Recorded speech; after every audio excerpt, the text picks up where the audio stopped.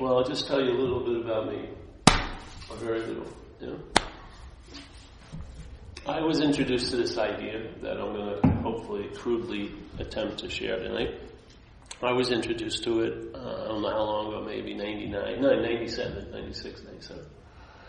And I had read some books, and so I went to see a lady speak about it. I didn't know what she was going to speak about. I went to see her, and while she was sharing, something happened, and I raised my hand, I wanted to share, and I said, just by listening, just what happened, just by sitting here, was I was thinking that I was experiencing all these mental states, that I, Paul, was seeing these mental states that I hadn't been seeing before, and because I wasn't seeing them, they had a huge influence on me. So I had some hope that, hey, this is going to get better, because now I'm seeing the activity that binds, let's say, me. But by hearing her, I realized what was seeing the mental states was a mental state also. The idea of being Paul, that was a big leap, because then here I am, and so you think you're this, or whatever you think, or don't think, there's a feeling that you're something, and I'm looking at things, my experiences, and mental activity and emotional states, and vague senses of well-being or irritability, things you can't really put your finger on, but you feel them, right? Chronic conditions that you don't see. So and then I was listening to this lady, and the thing opened up a little bit, like an aperture on the camera. Yeah, I could see more. But while it was opening up, it wasn't like it opened up like this. It opened up like this. Yeah, I saw more of me that I had never seen before. Yeah, I saw the feeling of me on the other side of the camera, not always being assumed to be over here, seeing everything else, but I actually saw that activity. Yeah. Now that was a pretty big leap. My mind opened up, and then what I noticed is I got a curious feeling to want to find out more about this, and I just started running into talks, which I never knew before. Heard about people I had never heard before. And I just followed the tea leaves, so I followed the little crumbs, and I went to some meetings, I listened, and what occurred was, after a period of time, I realized I was traveling a lot lighter through my life than I had been before I started hearing this message. And before I had heard other messages, it seemed like I had to travel to India, go to 3-week retreats and eat lousy food and, meditate for 14 hours a day, take vows, purify myself, do fruit and juice, fasts. And this was just a simple idea that someone dropped on me, which is, hey, you may not be that. You may not be that which thinks came to this meeting. You may not be that's looking for another meditation technique. You may not be that. I'm not saying you are, you're not, you just may not be. And you may find that when that shakes up, that all your other assumptions shake up.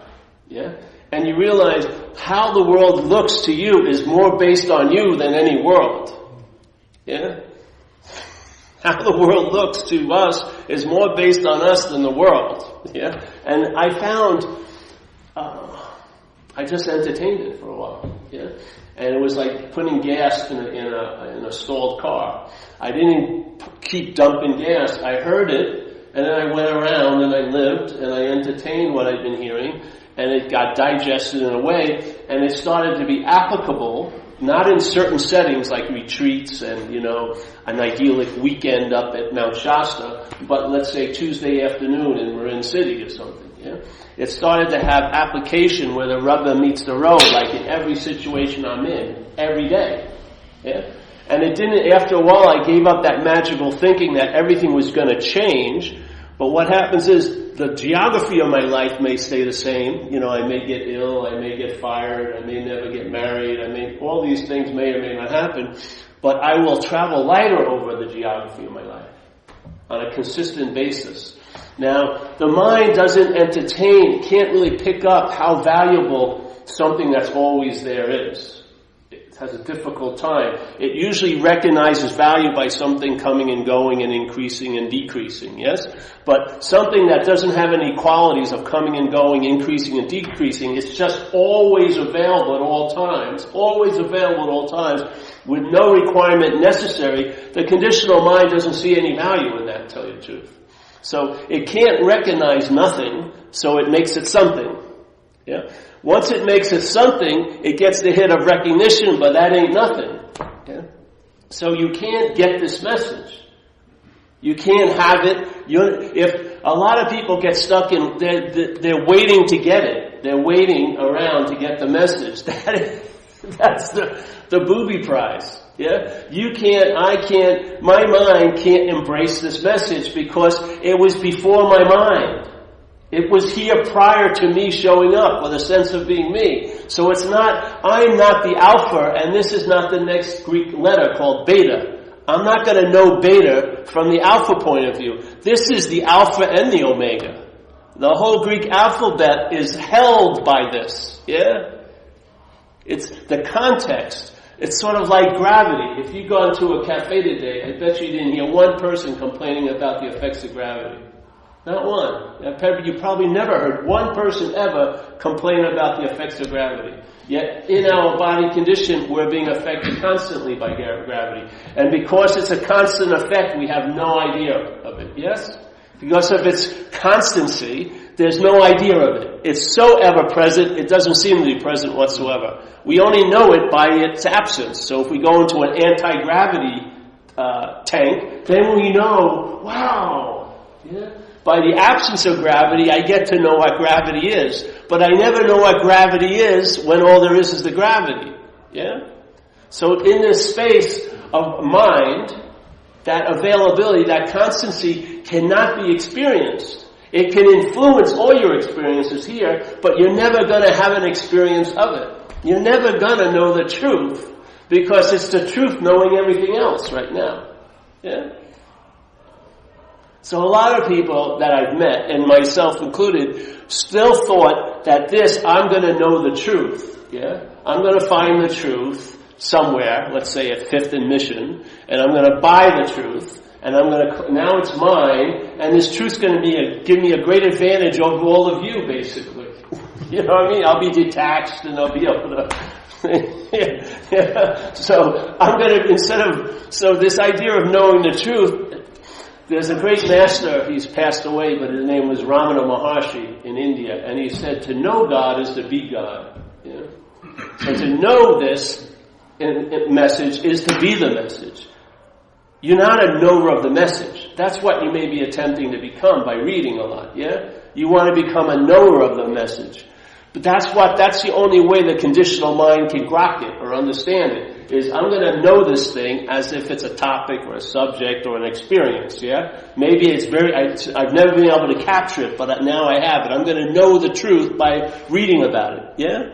But you're not going to know it by reading about it, yeah? Because you're not going to know it by not reading about it. Because it's not offered to be known, yeah? It's all knowing. It's not, once in a time known. It's all knowing. It's not of the way your mind is. The way we think and the way we embrace life and the way how we think it is, this does not fit into that logic. It really doesn't. That's why they talk about it in a lot of old spiritual terms like the open secret. Because how could there be a secret if it was open? Yeah, exactly. Or the gateless gate. What are you going to do with a gateless gate? Are you going to pay a toll to get through a gateless gate? No. Where's the gate going to lead to? It's gateless. It's not leading anywhere. That's the point. This message is so obvious, we don't have the eyes to pick it up. At least I didn't. And I was meditating my, balls off for a while there. Fucking living in little cooties in north of Chiang Mai, Thailand, and meditating 13 hours a day, having a soup at 10:30 in the morning, and that was it. I lost like 20 pounds in 21 days. I was fucking dying there, thinking I was a very noble endeavor. I was fucking dying. I had no protein or anything like that. But I was having tons of spiritual experiences. As soon as I took the the tuk-tuk back to town. The experience started washing off of me like last night's cosmetics. You know what I mean? It was just like, what happened? I just spent 3 weeks. It's all dissipated. You know what I mean? So, just like a drug. You know, I'd shoot a drug for 10 minutes and then I'd pay the consequences for like a 3-month stint at, fucking county jail in Santa Cruz. I say, what's the payoff cost ratio is off here? I'm getting a 10 minutes rush and I'm paying 3 months of my time for it. Yeah? I applied the same thing with spirituality. I'm going to work my balls off to have some kind of understanding. But the understanding doesn't show up when you most need it, does it? In your personal relationships, when shit hits the fan, the understanding doesn't serve you in a sense. Yeah? What's the point of the understanding? The understanding is like a bridge to somewhere. You can't move onto the bridge. There's too much traffic there. Yeah? It's a bridge to somewhere. You have an understanding when you're not established in that position or in that state or in that idea. Once you get established there, you don't need the understanding anymore. It does you a disservice in a way to hold on to an understanding when you have a sense of the livingness of it, yeah? The livingness of it is much more economized, much more pared down, much more flexible, and you don't need like a Swiss Army knife, you don't need a little trick, you don't need a little affirmation. The great news is you absolutely need nothing, and that's the most valuable thing of all. Your own inherent state of mind, which is awareness, is more than enough to rest on. But, see, that's where the mind starts. But, what will I do when I on Tuesday, when I go back to work? Your mind's going to get aggravated. But that's an aspect of mind. That's not mind. It's a mental condition that gets aggravated. And therefore it seeks relief, but it seeks relief ignorantly. Because every time it gets relief, it just produces another moment of agitation when the relief leaves, yeah? It's another form of slavery. Because based on its ignorance, it's looking outside. When the fact is, the point is to look back. You know, who am I? Who is it that feels like he's fucked? Instead of going into great detail describing how fucked you are, ask who the hell is fucked. If it ain't you, you may lose interest in the story about how fucked you are. Yeah? And then you'll see that thing that seemed to be unmovable just dissipates. As soon as your energy is disconnected from it, it doesn't seem to have much life. Then you start getting the real inside information. Hey, I've got a lot to do with this place. Yeah? I'm the dreaming of this place. This isn't happening to me. I'm in cahoots with the whole place. Without me, there wouldn't be anything going on. Yeah? So then you start seeing life is happening instead of life is happening to you. Then you start dying to the self instead of dying as a self. Yeah? And how do you die to the self? You don't kill it. You don't vanquish it. You just lose interest in it. And why do you lose interest in it? Because it's not you. Yeah? All that pointing up there, all the assumption that you were once someone and you're not able to be loved, therefore you never will be loved, and all this activity of mind going on, it's all pointing to a phantom you. What makes the leap to believe that is you. All the pointing cannot make it so. All the pointing, just the conditional mind makes the leap. Thinking, there must be a thinker. There's the leap of being the doer. Feeling, a feeler. Hearing, a hearer. You know? Actions, a doer. Problems, my problem. Money, my money. It makes the leap, yeah? Everything is just, the most it can do is point. It can't make it so. We can make it appear so, we can't make it so, but the mind makes the leap, takes all the information, all the pointing, and makes the leap that I'm the one that's being pointed at. I'm the doer of this. I'm the thinker of this. Yeah? This is my understanding. That's the active bondage of self. It's not like I was bonded to an idea of being a long-lasting, independent, separate entity 20 years ago. It's an activity of mind that's reapplying the glue to bond the mind to the idea of being a self. That's what it's doing all day. And what keeps us susceptible to that glue, what makes us a ready surface, is the idea that I am that. Yeah. The glue applies, and then there's a feeling I'm the one who's glued. Yeah, that's the bondage of self.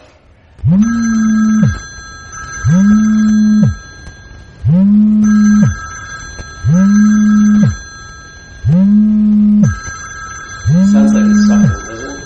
Turning it out is like, there's the vibration.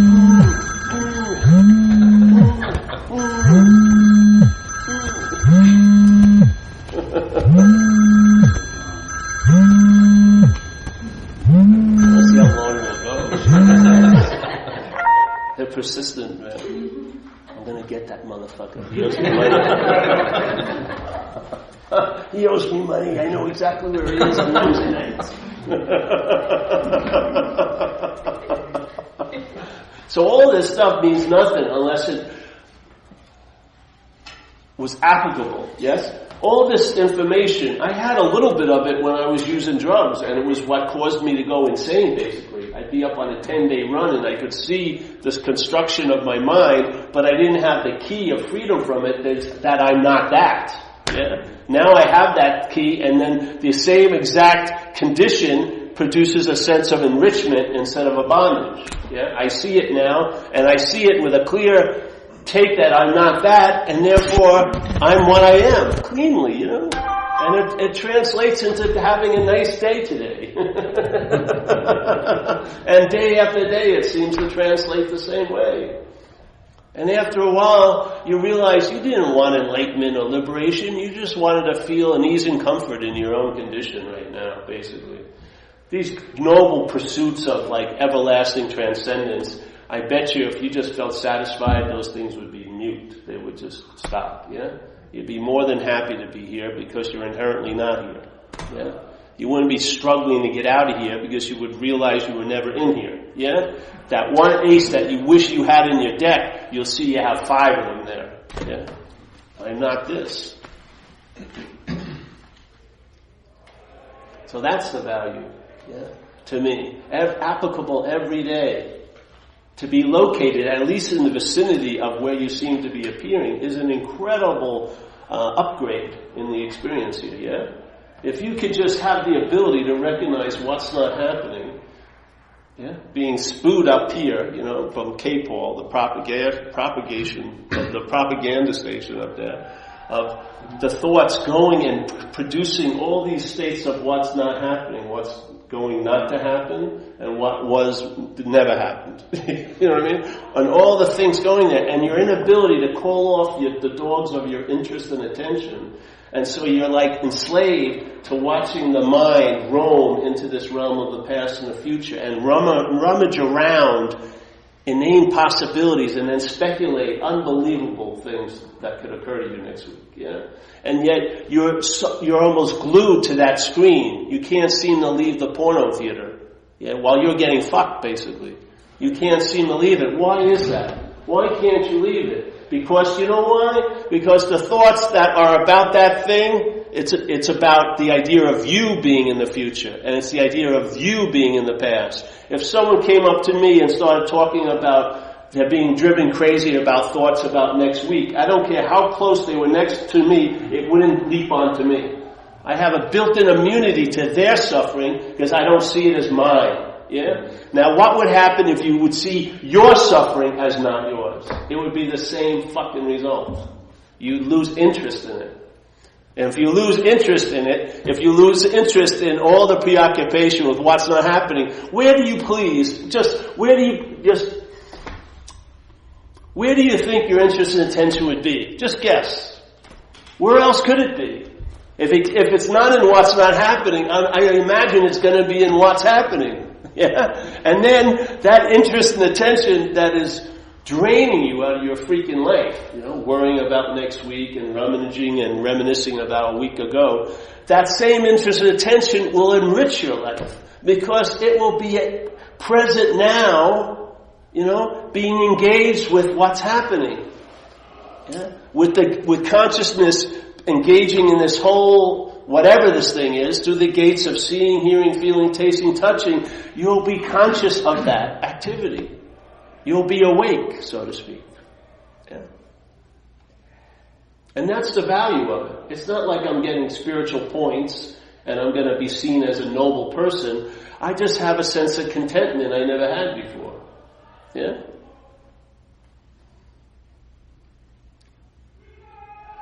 I have an overriding ease and comfort instead of an overrising or a nagging or a chronic irritability, restlessness, and discontent. What was the norm is not the norm anymore. What was very infrequent has become the stability. Yeah. What I would seek for through experiences, to have a little taste of that, I now can rest there because I see it's way beyond an experience. It's more of a stateless state. It's always available at all times. So where's the rush? You don't have to go in there with a big hefty bag and try to get as much as you can, because it keeps being available at all times, no matter what's going on. Holy cow! I think you're in the wrong meeting, bro. That's right. That's for sure.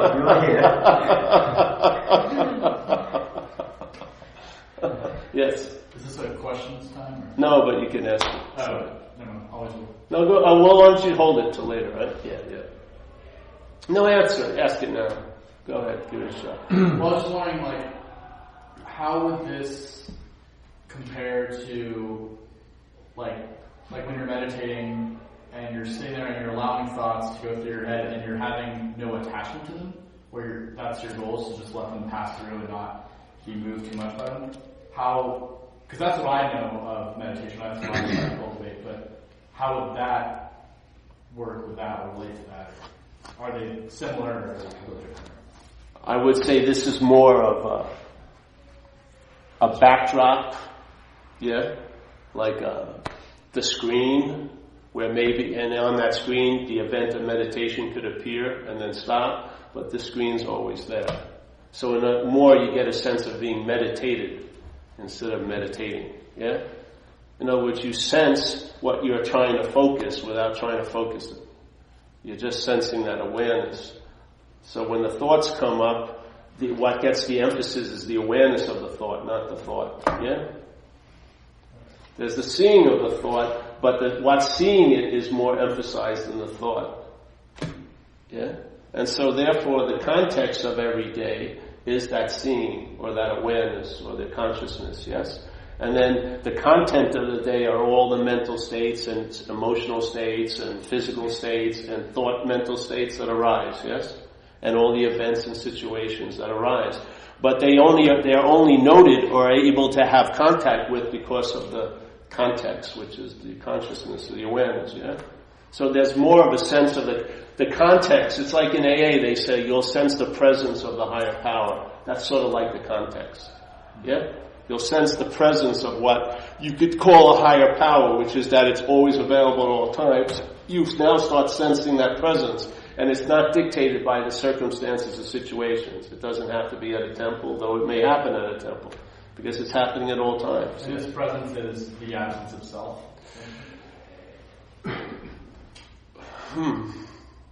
Well, that would sort of lend meaning to the absence of self. Let's say it's just the presence. But the presence doesn't seem to be available when there's a presence of self. Yeah? So when the self is seen as not to be truly present, you call that the absence, and that's the presence, yeah. But the absence is inherent. There was never been a presence of self. Yeah? So that's why the solution is always available at all times, because in a sense the problem is imaginary. The presence of self is a mental construction, called selfing. Yeah? When you were a baby, through the research they basically say that there's no sense of self in a baby until about 18 months, let's say. It starts growing around that area. Usually coincides with the language center firing.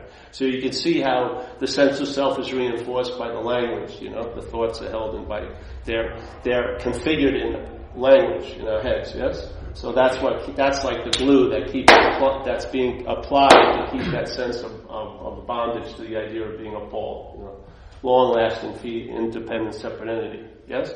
So that selfing is just an appearance. It can never become so. It can only appear to be. But it has to be remembered quite all the time, because it's not so. So the only way it can take the place of what actually is so is to be remembered. And the remembering needs to be more emphasized than what's actually so. Yeah? So what's actually so, let's say, is that sense of presence. And if you're obsessed with self, the amplification of that mental condition will cause it or make it seem like the presence is absence. You won't feel like, where is God? I don't sense anything. Oh, I'm in my own little head, right? Yeah. So that activity, in a sense, can play the role of a veil, but in fact it can't block it out. It can only appear to be. So when you're really obsessed with self, it always seems like there's no sense of presence. And then your greatest moments is when there's an absence of self, isn't it? Like if you're surfing or something, or sex, or you have an epiphany. Basically, the sense of self got diminished at that point, and then you had there was this, whatever that is, and usually it comes to an end when the mental process regroups and goes, I had this incredible experience. Yeah. So the mental process doesn't have a life; it claims one. Yeah, that's what it does. And for it to keep claiming it, it remembers you. Yeah. And if you're really up the ass of self, remembering you all day, the presence will seem to be absent. Yeah? And then what will you be doing? Looking for its substitute or its whatever. Yeah? It's like St. Francis says, what's looking is what you're looking for. If you and I got that, how we're looking for would change dramatically. If you really got what's looking, which is actually right now, is what you are looking for, your drive to look for what's looking would change dramatically, because you would realize it's what's looking. I'm what I've been looking for, but not as a self, yes? That's the trouble. That's why we can't get it, because we think, why I've been trying to get out of this all my life. I'm not looking for that. I'm trying to get out of it. But the fact is, what's looking isn't the self. Yeah? What's looking is what we are, and it's not self. So, in a sense, what's looking is what you and me and you and I are looking for. And so we're not trying to change the way you're looking for things. We're just questioning what's looking. If it ain't you, there you go. That's what you're looking for. You see? It's a little trick, but it works really well. I mean, it works really well because it doesn't have an opposite. So let's say if someone tells you about the truth and makes it sound really great, and then you entertain it, but you entertain it as you, as Paul, yeah? So now Paul is entertaining the truth. That's a big problem, yeah? Because the thing is to question Paul. If Paul isn't true, that's it, yeah? There isn't an opposite to this adventure. As soon as you find that you're not that, that's that. It's not like, you're not that, now let's turn to the real business of finding out who we are. There's no real business about finding out who you are.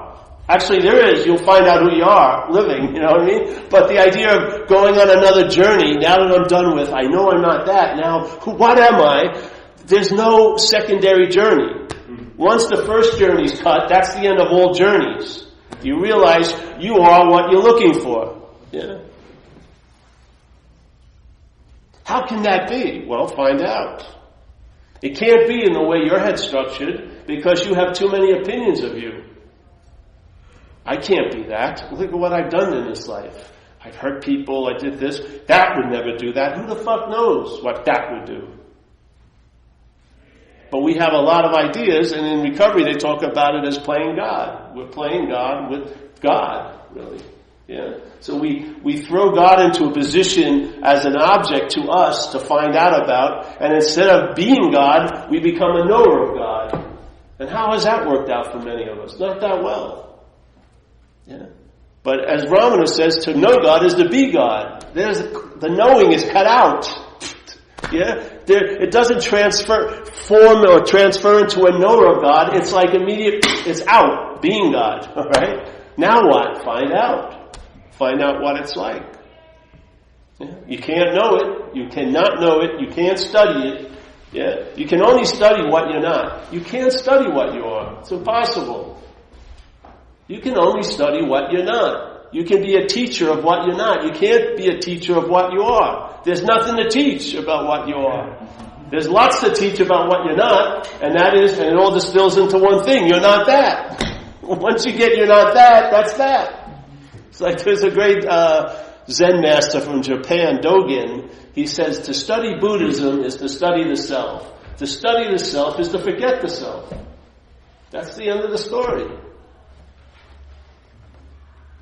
To study Buddhism or to study whatever, non-duality, you could use anything up there, it's Judaism, is to study the self.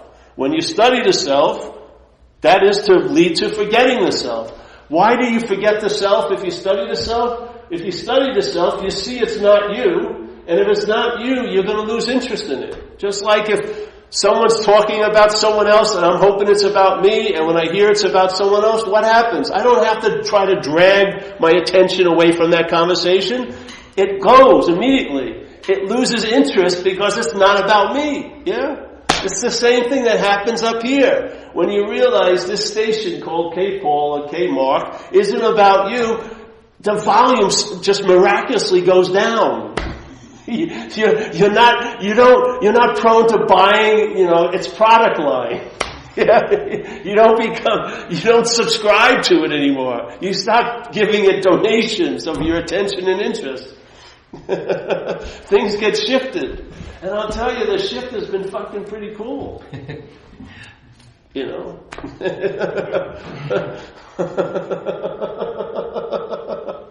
I swear, just to be in one day, let's call it Wednesday, just one day in your life, really be in the day. Whatever was, great or bad or whatever, all the opinions, they're just fucking mental tinsel put on it. But whatever is going on, but to actually finally be in your life for freaking once, not a thinking about it, not an interpretation of it, not a conditional reflection of it, and then a mental projection of it, but actually being here now, you may find that that's more than enough,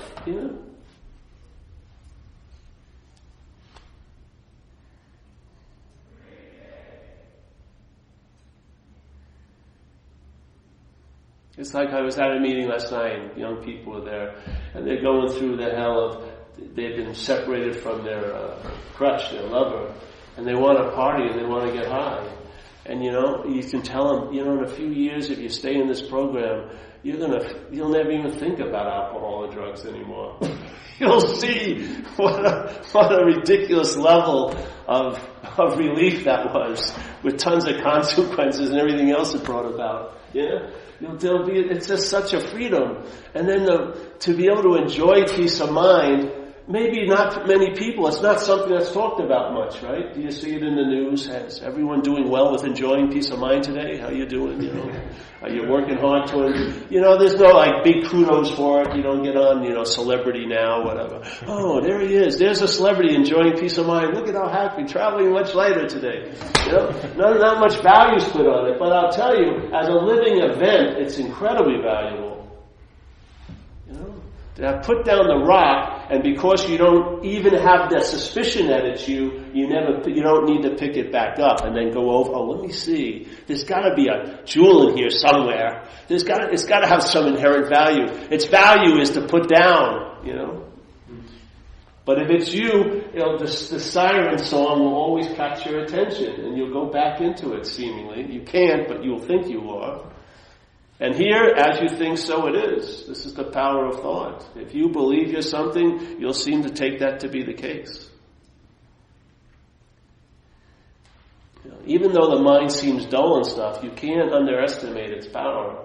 It's got a lot of power. How can it not have a lot of power where it can produce a physiological and an emotional state right now by thinking about something that's not happening?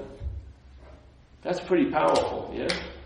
If you could sit here and totally dismiss what's happening here, just totally, completely deny it, and get obsessed with a possibility that probably will never come to pass, and then produce an anxiety that is not being produced by anything that's going on here except the thought system, that's a pretty powerful effect, isn't it? To be able to desensitize yourself to the sensing the presence of consciousness having a moment in this place through all these gates called the eyes, ears, and things, to not even seemingly be aware of that, and to be up the ass of self in some mind scheme of there and then, is a powerful instrument, don't you think?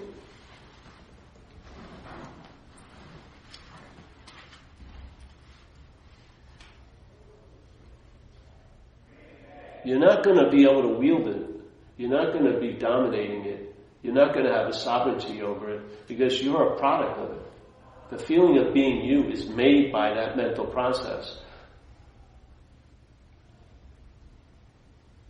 What's been made is never going to dominate the maker in a sense, yeah? The self is never going to be able to leave self. It can't leave the process that's making it because it's not so. Yeah? It's like if something is being screened on that wall, the projector, without the light, it won't appear, yeah? No matter how long you think it's appeared, no matter how many times you thought about it as being so, no matter how many times the thought system thought about it in the past when it was so, and then speculated about it in the future where it's going to be so, without the light, it ain't so. Yeah? There will be no projector, there will be no appearance appearing, and therefore it had no existence. Self can't get out of self. The projector of self is a mental process. Yeah? The mental process has all of our attention because we think it's about us. Literally. Yeah? We think the thoughts are ours or they're about us. So there is a solution on a lot of levels. On the absolute level, no, I won't say absolute, but on one level, because there would be no problem solution there, but on one level, the solution is that there's no problem, yeah? But as it translates here, there can seem to be the problem, and yet there'll be more of an influence of the solution, yes? It doesn't go from black to white, it can move through shades, where the transfer of leaving a failed system and relying on a workable system occurs, so it will seem like it's getting better. But it's sort of it's like the light, the sunlight of spirit shining into this room. It's dependent on the shade, If the shade's completely pulled down, there's no light coming in. Then if the mental condition gets a little diminished, the shade goes up a little bit, more light comes in. If the mental condition gets a little more diminished, more light comes in, yeah? To me, the mental condition, the epitome of it, the axis of it, the center of it is self, the idea of being a self. That's why it's called self-centeredness. So the best thing, if you want relief from a system, question the center. If the self isn't you, your interest and attention will be unwed to that, and it will enrich your life. It will move into this. It has never gone anywhere. It's just been going up the mental ass here. But it will move into this experience, and the same thing that was causing you to obsess at night and all this fucking thing will actually be enriching you. The same energy. Just put in a different vehicle. Just like faith. Everyone has tons of faith here. The only way you can have anxiety about what's not happening is you must have tons of faith in the thought system. That's the only thing that's bringing you next week. You're not smelling next week. You're not feeling next week. You're not tasting it. You're not touching it. You're not hearing it. You're just mentally seeing it. You just believe it's going to be so. Don't you?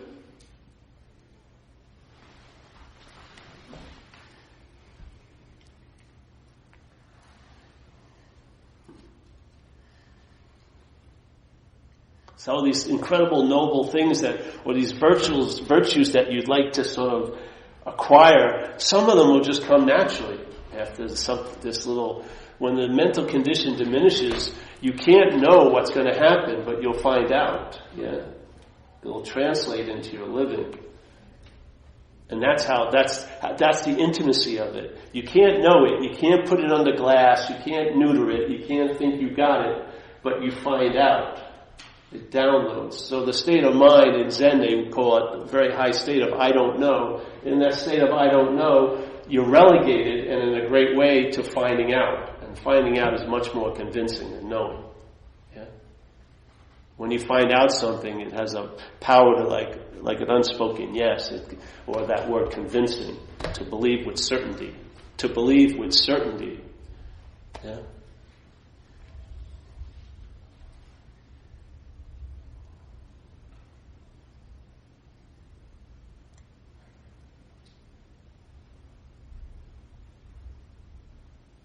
It's like, I don't know if you've been in AA for a while or not. There's a term a lot of people use in it, and it's called the pause, right? A pause. So there's a pause when agitated or in doubt. And basically, if the suggestion is to pause when agitated and or in doubt, you might as well stay in the pause, because the selfing is agitated and is in doubt constantly. So the opposite of that would be a pause, and that's it. So let's say in the beginning they seemingly come infrequently, and then you realize, there's these meetings they have that are like manipulated pauses. So you're on a train of self-will, and you know someone's fucking with you, and you're thinking about how to get back, and then you go into a meeting, and I bet you'll come out feeling better in an hour. And a lot of times the whole train will be derailed, And it's much easier to get off a train when it's not moving than when it's moving 30 miles per hour. So there's manipulated pauses. But then after a while, the mind starts entertaining the pause as its own nature. Yeah? Then the pause elongates. It starts having duration in this place called time. It's not like an intervention in this linear story, but it becomes the backdrop of the whole story. Yeah?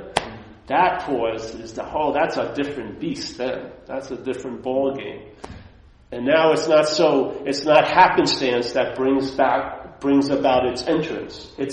You realize you're always there. Yeah? It has a great soothing effect on you, emotionally, physically, your nervous system, everything. Everything that you call that it's about you, everything about this experience can get soothed by this. Yeah?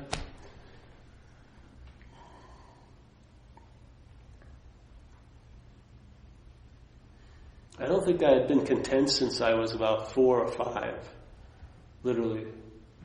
I was constantly seeking for a long, long time.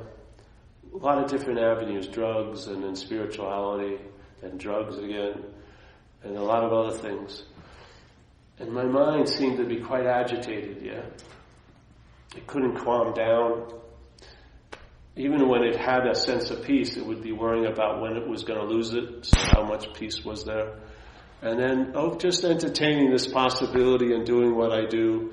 I've reached I haven't reached, but there's a contentment in there that really soothed the whole beast, I'm not really looking for much anymore. I'm usually trying to avoid a lot, actually, stuff.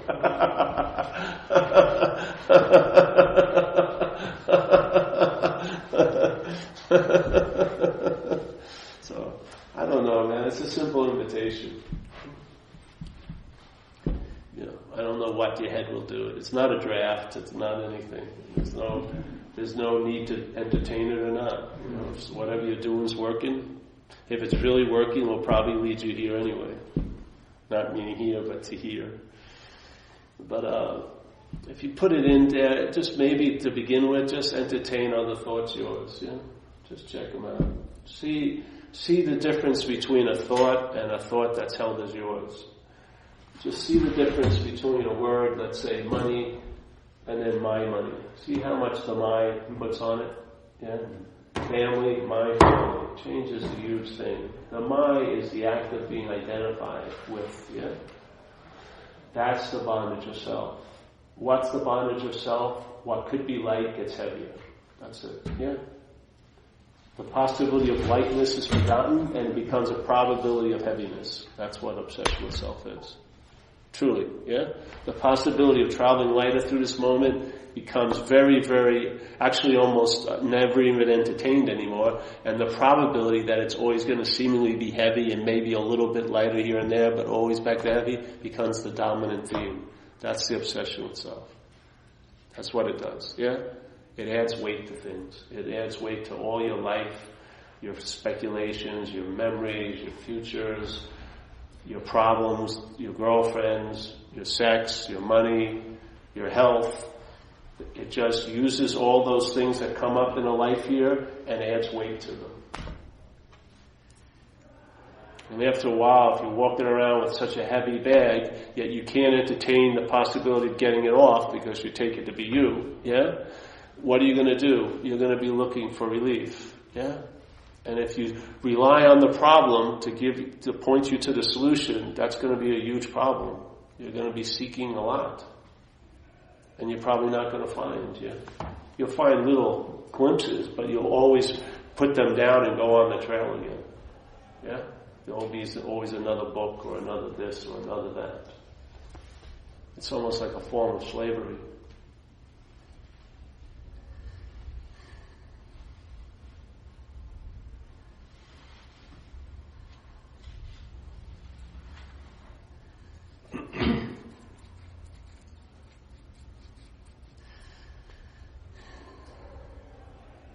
So I found it helpful. I was in the AA way of life, you know. I'd done a lot of other things, but they were always based on AA. AA was my basis because AA actually worked, yeah. Spirituality, as I knew before, didn't take me out of hell. But AA did. AA took me out of hell. I know where the bus stopped. I'd like to go back to people who seem to be in hell and tell them, hey, you can get the 33 right here. It'll take you, or the 12, let's say, the 12 step. It'll take you right out of hell if you want. If you want to go there, I think they have the right to hear that, yeah? But I've always had that. But this, entertaining this possibility illuminated the program for me, totally. And the program's a pretty good carrier of light, but you're the provider of the light. The program isn't going to give you light. You're the light. Yeah, the program will diminish the mental condition to allow, you know, it's sort of like taking the basket off the light, off the lamp. But you're the lamp, yeah? And this possibility that I'm not self really, really allows the light to be the light, in a way. Yeah? So it will illuminate whatever program you're in a sense. There's no path to find it, but it will illuminate every path that you may practice, like meditation and stuff like that. If you could question while you're meditating, who's the meditator, that would go a long way. Yeah. Because it is in forgetting self that you're reborn. Like St. Francis says. It's in self-forgetting that we're reborn.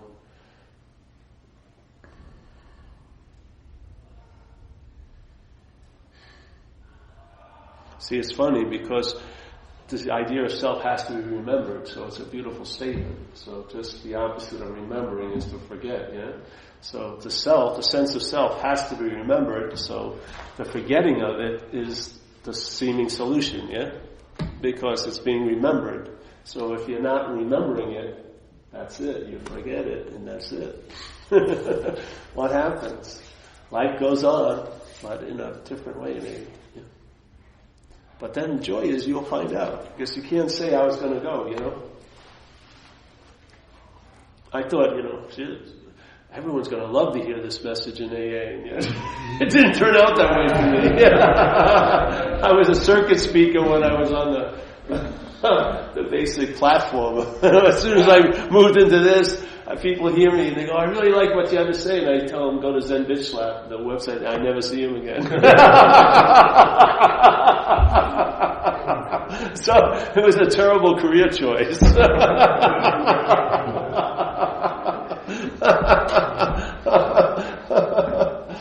It's funny. Oops, I better not say that. Even my friend says it. He says, oh yeah, everyone really likes the way you say it in AA, but when they come to the meetings, it's funny. What can, you know, everyone has their seat assignment, you know. So, any questions now? Well, just something occurred to me that this unconditioned awareness or conscious, it doesn't belong to any one of us. So we can share it logically, right? Well, it's nothing to be shared. It already is. So yeah, you can recognize that. You can share the idea of that, but you're not going to share it. You know what I mean? It's like we're all immersed in we're all fish and we're in the water, right? The fishness is dependent on the water, yes? Yet the water is probably going unnoticed for most of us. So we can share that understanding or the message, and then maybe the person will get an aha, and it's like the fish waking up that it's wet, And so maybe its whole drive as a fish, like a spiritual fish, was to try to seek wetness, the ultimate wetness or the divine transcendent wetness. But in fact, it's the dog shit wetness. Every fish is wet. It's much better that way. You just get the dog shit awareness. It goes a lot farther. It does really. It doesn't need to be dressed up. It's probably stuck on the bottom of your foot everywhere you go. Yeah, it's great. Yeah. That's why we have meetings like this. There's no, you can go to other meetings and they can have sort of, they can smack up some things, like sometimes they'll have a picture of some old saints, but if the old saint ever showed up alive, he wouldn't recognize the person who's supposed to be representing his lineage. They never even met the person. They just sort of like the teaching, and now they're a student of this person, but the person never saw the guy or woman in his life, So, Paul, this seems like to be the most worthwhile thing that one could imagine. Well, you'll get over that. But see, the deal is like nobody wants it. Well, obviously not. See, it's not nobody wants it. The problem is that there's somebody that wants it. That's the real problem.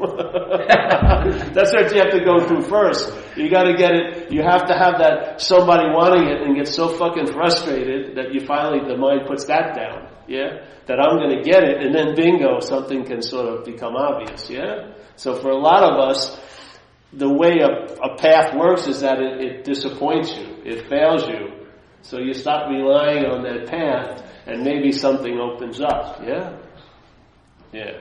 That's how a lot of times it works. So, yeah. I'm thinking of some people that I've brought to this over the years, and they've just turned around and walked out in the last 5 minutes. Oh, yeah. And there's a line in the big book about, what will become, become the hole in the donut. And it's like, well, yeah. Yeah. Somebody went up to Ram Dass and was like, I'm losing my mind. And he said, good. Yeah. I think that's the most threatening message to the self is you're not that, and just cease being that. And it's a very threatening message to the ego or the self. So it's not surprising. I see some of the strong reactions, that I've seen from people I've tried to turn on to this message. So yeah, those are totally valid too, because it's for them to split. Like if you split something, you just split it. And they could just sometimes I say, fuck it, and split it. It's not working for you. I could say fuck it and split right now. Yeah. But I'll wait to get the money.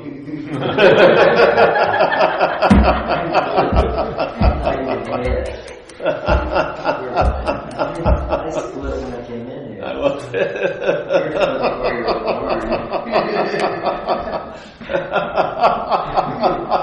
So hey, that's it. No questions more. Well, what you do? So say if I got like a pain in my body or something. Do you have a pain in your body? Yeah, I do. All right. I do have pain. So is it okay to still want healing for that, or should I only? Of course it is. That's a natural response. Or should I only be thinking I'm not the body? I'm not No.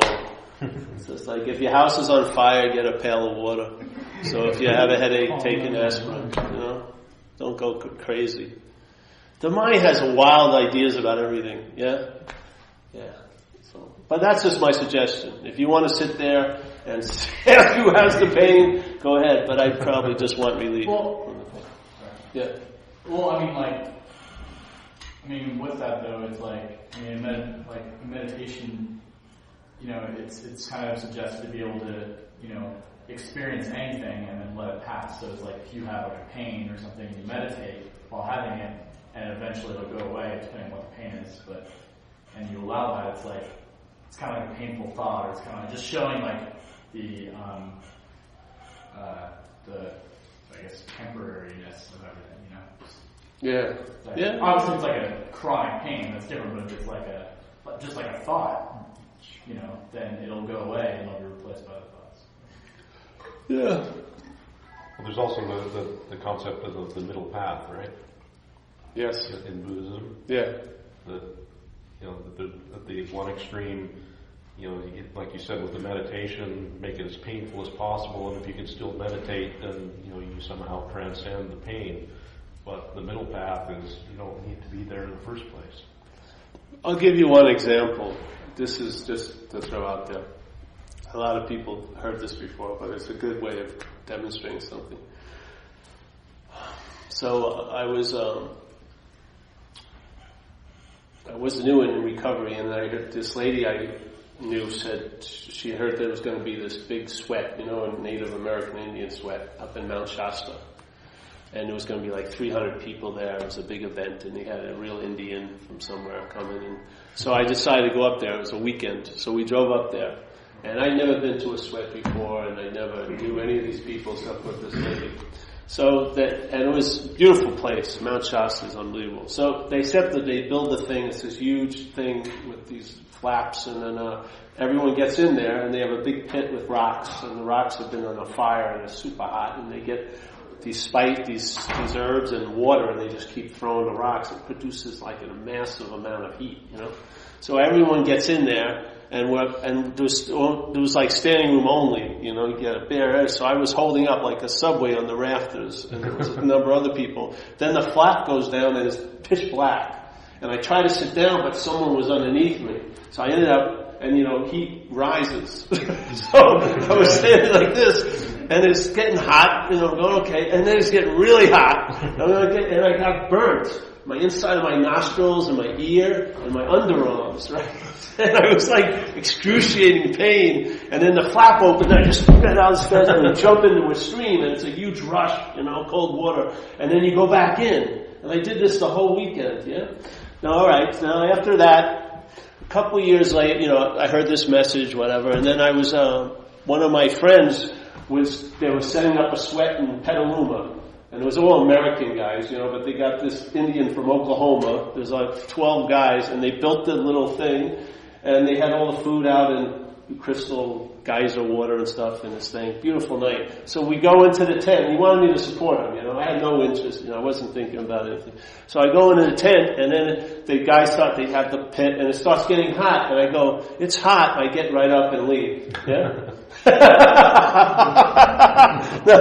As I get outside, the food's there, I'm drinking the crystal geyser, and I'm hearing them praying and yelling and moaning and stuff. What changed in those years? The first time in Shasta, I stayed in a very uncomfortable situation. I thought extremely. And yet, nothing happened. After a few years, I just entertained a possibility, and it was just red sees red. It's hot. I got up and left. Yeah? To me, that's awakening. Now, you can sit and meditate. Who cares if you do that or not, really, in a sense. There's something beyond awakening or meditating or prior to meditating that can really... It's always available at all times, so it can be available while you're meditating, but you're not going to meditate on it. Yeah? It's meditating you, in a sense. Yeah? Or you can be aware of it so that if you're meditating a quote or not, you're in contact with it. Yeah? You're not in contact with it, you are that. And therefore, when you are that, a lot of the means to get to it or go near it become pointless, in a sense. Yeah? They would actually be detrimental in a way. And for me, it's more like a relaxed awareness. It's not concentrating or getting one-pointed. It's more diffuse. It's like a sense of a presence. It's not like seeing an object called the truth. It's a sense of a presence. So the mind isn't about getting vigilant or getting one-pointed. It's about letting the lens opens up, yeah? And in the sense of the big spaciousness, there's a presence of that space, and there's a sense that becomes quite intimate, and you travel as that. And I'm drawn, I do other things. Sometimes I meditate, sometimes I don't. But I don't try to have,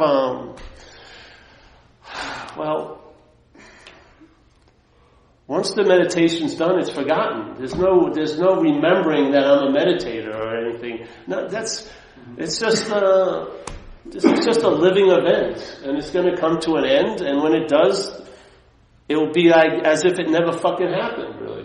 So there's no point where I can become an observer of it. I'm too in it. It's like pointless to think I'm observing it. How could running water be observing running water and getting any idea of what's going on? You know what I mean? It's like one train moving, looking at another train moving, trying to figure out why they're both still. You know? It's just crazy. So, but meditate is great. Whatever sort of allows the mental condition to diminish, it's going to be beneficial because there will seem to be more light available. Yeah? But there is a point that many tools, if they're really good tools, their main point is to be put down sooner or later. Yeah? They do their function, and when their function is over, if you keep using them, it becomes detrimental. You put it down. And so that the condition that you are in isn't contrived or manipulated or seemingly produced or achieved or maintained. It's like a free range type condition. And that's true faith in mind, where there's no need to try to saddle it or keep it going in one way, that you have so total faith in it, you're a free person, inherently free, doing it your day. It's like I'm trying to rush home to do breathing exercises, you know? Wherever I am, that's where it is. To me, it's so pragmatic and so applicable because nothing is the gift that keeps on giving, really.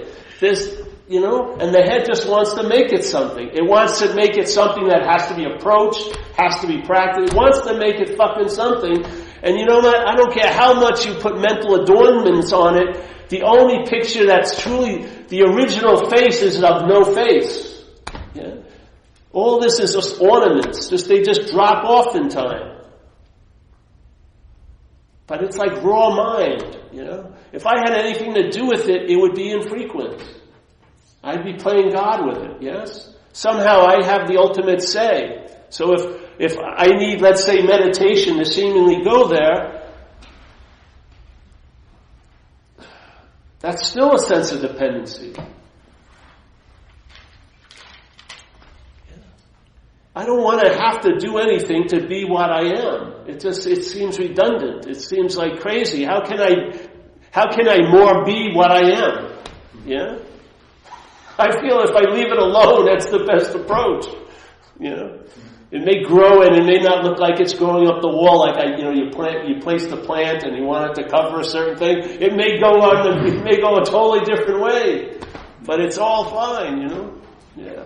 It's working, so. All right, any more questions? No.